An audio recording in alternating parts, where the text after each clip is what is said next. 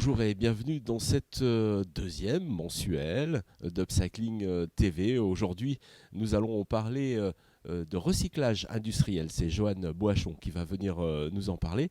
Mais pour l'heure, je vous propose de partir du côté de nos studios de Zappy Sud, où Teddy Folenfant a découvert un métier tout à fait étonnant.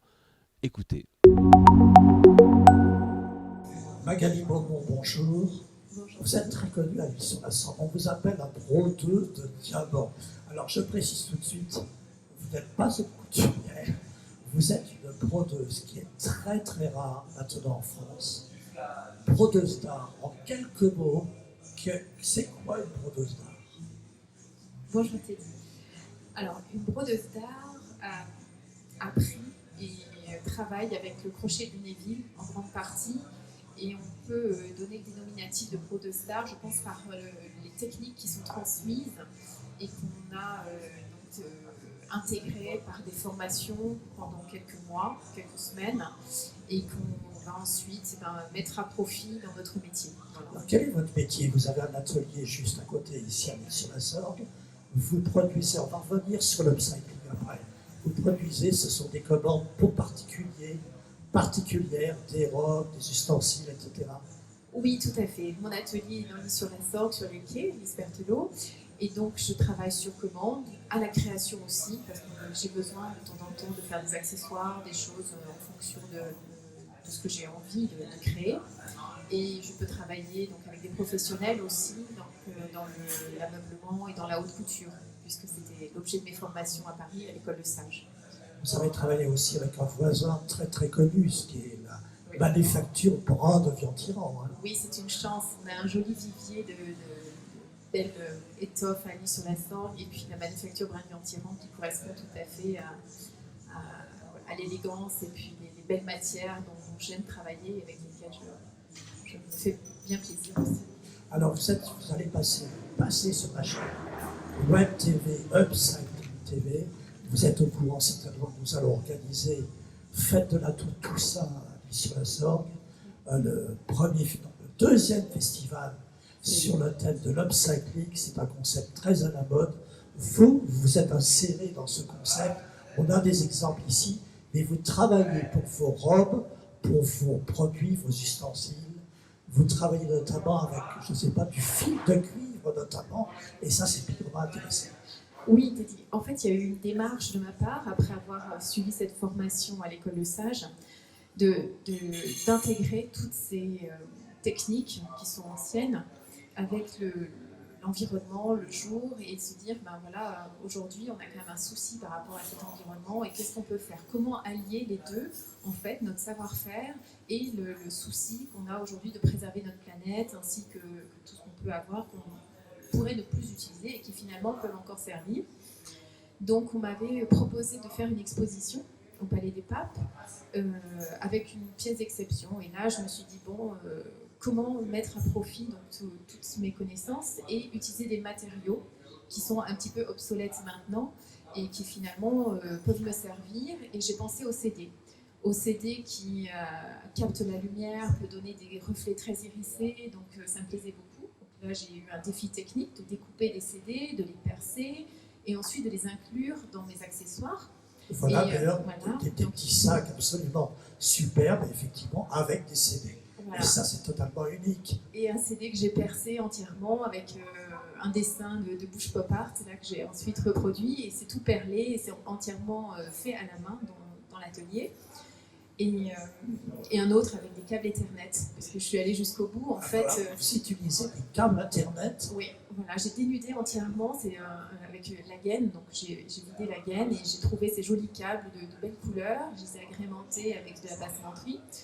Et ça, c'était toujours dans l'idée de cette robe et de cette exposition au Palais des Papes. Donc je voulais absolument trouver quelque chose des matériaux que je pouvais recycler et comment les mettre en scène avec les techniques que je possédais. Donc j'ai eu envie d'illuminer cette robe pour que les CD on puisse découvrir ce côté irisé, toutes ces couleurs qu'on pouvait avoir avec le reflet des CD. Donc j'ai pris des câbles aussi d'ordinateur qui sont en cuivre, que j'ai dénudés, pareil, et j'ai fait un montage en série avec des petites LED sur tous les panneaux de la robe, avec des piles qui se glissent sous la ceinture pour que ce soit bien caché. Et l'arrière de la robe aussi, c'est un CD que j'ai percé qui fait le dos nu. Voilà. On la voit d'ailleurs dans le court reportage vidéo qui passe.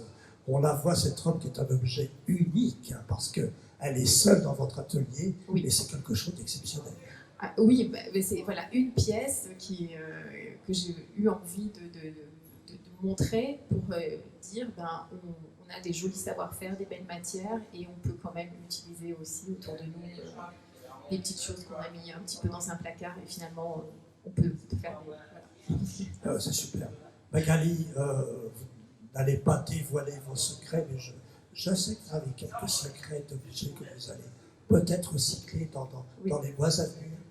Oui, tout à fait. Je me suis rendu compte aussi que la cravate n'était plus d'ordre du jour. Hein. Donc maintenant, on a notre code vestimentaire. Et la cravate m'interpelle parce que c'est souvent fait dans des jolies matières, la soie. Et donc j'ai très envie, là je suis en train de la travailler comme une ganse. Donc voilà, je vais bientôt sortir une petite collection capsule, je pense, avec des cravates recyclées. Bon, Magali Bobon, Upcycling, la brodeuse de diamants. Pour les gens qui viennent à l'Issy-sur-la-Sorgue, c'est facile de vous retrouver. Vous avez votre atelier, la manufacture Bras de Vian-Tyran. Vous êtes sur les quais juste derrière et on peut aller voir votre atelier avec ces objets. Oui, avec grand plaisir. On peut m'appeler sur rendez-vous, je reçois et je fais des démonstrations. J'explique aussi le sens de mon travail. Donc c'est avec grand plaisir, bien sûr.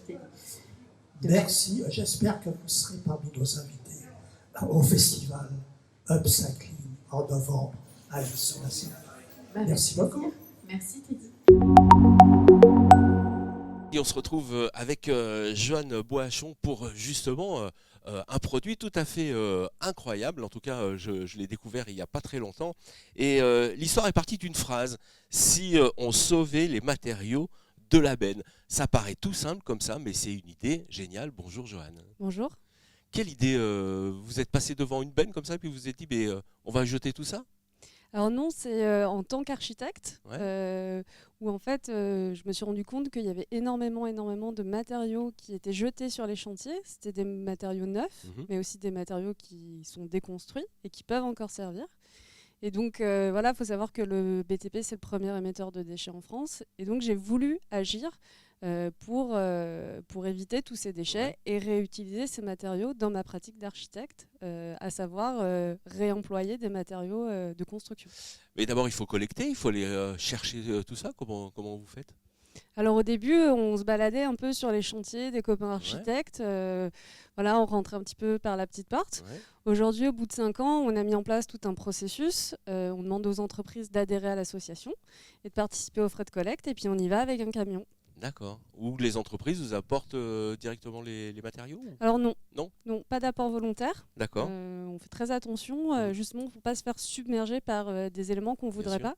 Parce qu'il y a beaucoup de gisements. En revanche, il y a beaucoup moins de demandes et il y en a qui n'ont pas de potentiel de réemploi, comme par exemple des bidets.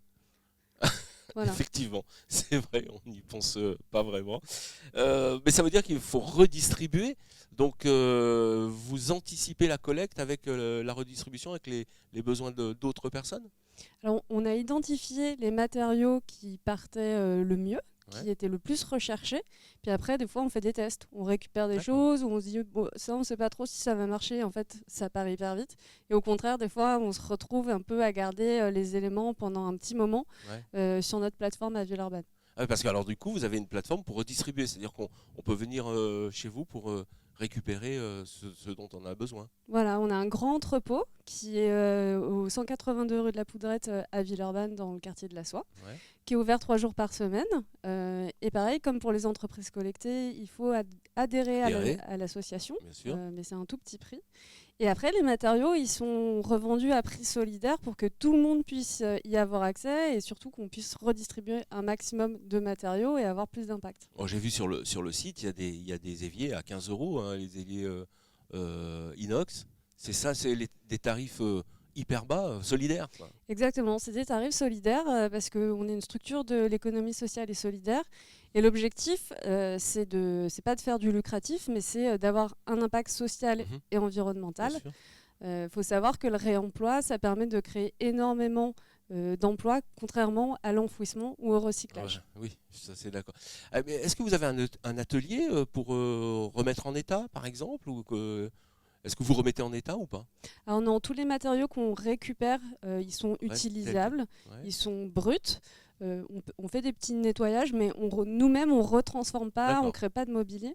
En revanche, on propose depuis 1 an à peu près un atelier de découpe qui est mis à disposition aux adhérents. Par exemple, si demain vous venez et que vous achetez du bois, vous pouvez, si vous savez vous en servir, utiliser les scies et les outils qui sont en place. Et vous avez aussi, vous conseillez les gens. Vous avez, on peut aussi vous demander des conseils pour dire voilà, j'ai une couverture de toit à faire. Qu'est-ce que je peux avoir comme matériau? Tout à fait. Chaque personne qui vient, on essaie de la conseiller si elle n'est pas sachante, dans la limite de nos compétences et de nos limites. Après, on dirige aussi vers certains matériaux parce qu'on récupère des matériaux qui sont inconnus du grand public. Par exemple, du bardage de façade Trespa. Qui, en fait, ça s'appelle du Trespa. C'est un produit qui est très, il est parfait pour l'utiliser à l'extérieur parce qu'il est imputrescible. Et donc, généralement, on vient nous voir en nous disant, est-ce que vous avez du bois pour l'extérieur? Et ça, on n'en récupère pas trop parce que, évidemment, les entreprises les gardent. En revanche, on essaie de diriger vers ce qu'on récupère. D'accord. Et puis, mon cher Teddy, en plus, c'est une femme et elle a eu le prix Terre de Femmes de la Fondation Yves Rocher. Être reconnue par cette fondation, c'est plutôt pas mal, non? Oui, c'est une très belle reconnaissance. C'est beaucoup de mise en lumière et puis ça fait chaud au cœur, en fait, au bout de 5 ans, d'être reconnu dans son travail, parce que évidemment monter un projet comme ça, c'est pas facile tous les jours. Il y a des hauts, il y a des bas. Mais vous avez une équipe avec vous? Oui, tout à fait, évidemment. Mais il y a eu en 5 ans, on en a vu des vertes et des pas mûres. Et puis au début, ça a été un peu compliqué, mais on s'est tous accrochés. Et maintenant, on en est là. Après, on a plein d'autres défis à relever, mais on est motivés. Voilà, motivé, exactement. Voilà, Teddy, c'était Joanne Boischon, Mineka. Il y a un site internet, on peut aller voir directement. Internet, Facebook, Instagram, LinkedIn, tout ça. Voilà.